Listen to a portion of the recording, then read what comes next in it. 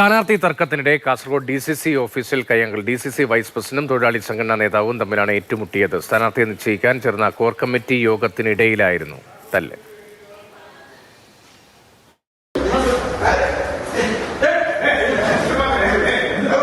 കാസർഗോഡ് ജില്ലയെ സംബന്ധിച്ച് കോൺഗ്രസിനകത്ത് തദ്ദേശ തെരഞ്ഞെടുപ്പിന്റെ ആദ്യഘട്ടം മുതൽ തന്നെ കൃത്യമായ ആശയക്കുഴപ്പങ്ങളും അതുപോലെ തന്നെ പല രീതിയിലുള്ള വാദങ്ങളും ഉയർന്നു വന്നിരുന്നു എന്ന് തന്നെയാണ് കൃത്യമായി നമുക്ക് അവിടെ നിന്ന് മനസ്സിലാക്കാൻ സാധിച്ചിട്ടുള്ളത്. വാർഡിലെ സ്ഥാനാർത്ഥി വിഭജനവുമായി ബന്ധപ്പെട്ടുള്ള തർക്കങ്ങളാണ് ഇത്തരത്തിൽ ഒരു തല്ലിലേക്ക് കൂട്ടത്തല്ലിലേക്ക് കലാശിച്ചത് എന്ന് തന്നെയാണ് നമുക്ക് മനസ്സിലാക്കാൻ കഴിയുന്നത്. എന്നാൽ ഈ ഒരു സംഘർഷത്തിന്റെ ദൃശ്യങ്ങൾ കൃത്യമായി മാധ്യമങ്ങൾ പുറത്തുവിട്ടതിന് തൊട്ടു പിന്നാലെ തന്നെ അത്തരത്തിലുള്ള പ്രശ്നക്കാർക്കെതിരെ ഏതെങ്കിലും തരത്തിലുള്ള ഒരു വിഭജന സ്വഭാവം കാണിക്കുന്ന നേതാക്കൾക്കെതിരെ കർശനമായ നടപടിയെടുക്കുമെന്ന് തന്നെയാണ് KPCCയുടെ പ്രതിനിധിയായിട്ടുള്ള M. ലിജു മാധ്യമപ്രവർത്തകരോട് പറഞ്ഞിട്ടുള്ളത്.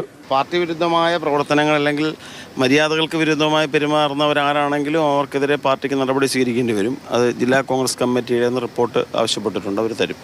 എന്നാൽ അവിടെ നടന്ന സംഘർഷം ഏതെങ്കിലും തരത്തിൽ പാർട്ടിയുമായോ മുന്നണിയുമായോ ചേർത്ത് വെക്കാൻ കഴിയുന്നതല്ല എന്നും, എന്നാൽ അത് കേവലം അവർ തമ്മിലുള്ള വ്യക്തിപരമായ പ്രശ്നമാണ് എന്നതാണ് DCC പ്രസിഡന്റായ PK ഫൈസലിന്റെ വാദം. എന്നാൽ അതോടൊപ്പം തന്നെ അദ്ദേഹം പറയുന്ന മറ്റൊരു കാര്യം കൂടിയുണ്ട്. അദ്ദേഹത്തിന്റെ വീഴ്ച കൃത്യമായി മനസ്സിലാക്കാൻ സാധിച്ചിട്ടുണ്ടെങ്കിൽ അദ്ദേഹം പൊതുപ്രവർത്തനം അവസാനിപ്പിക്കുമെന്നുള്ള രീതിയിൽ കൂടി അദ്ദേഹം പറഞ്ഞു വെക്കുന്നു. DCC ഓഫീസിൽ നടന്ന ഒരു സംഭവമായതുകൊണ്ട് നമ്മുടെ നേതൃത്വത്തിൻ്റെ അറിവോടുകൂടിയല്ല, അത് കൃത്യമായി അന്വേഷണം നടത്തി കൃത്യമായി കുറ്റക്കാർക്കെതിരെ കർശന നടപടി സ്വീകരിച്ച് പാർട്ടി മുമ്പോട്ട് പോകും. എന്തായാലും പല സ്ഥലങ്ങളിലും ജില്ലാ പഞ്ചായത്ത് ഡിവിഷനിൽ പോലും ഇത്തരത്തിൽ വിമതശല്യം ഉണ്ടാകുന്നു എന്നുള്ള രീതിയിലേക്കുള്ള ചർച്ചകൾ തന്നെയാണ് ഉയർന്നു വരുന്നത്. പലപ്പോഴും യുവജനങ്ങളെയും അതുപോലെ തന്നെ വനിതകളെയും പരിഗണിക്കുന്നില്ല എന്നുള്ള പരാതികൾ ഉയർന്നു വരുന്നതിനിടയിലാണ് ഇപ്പോൾ കോൺഗ്രസിനിടയിൽ ഈ കൂട്ടത്തല്ല് കൂടി പുറത്തേക്ക് വരുന്നത്.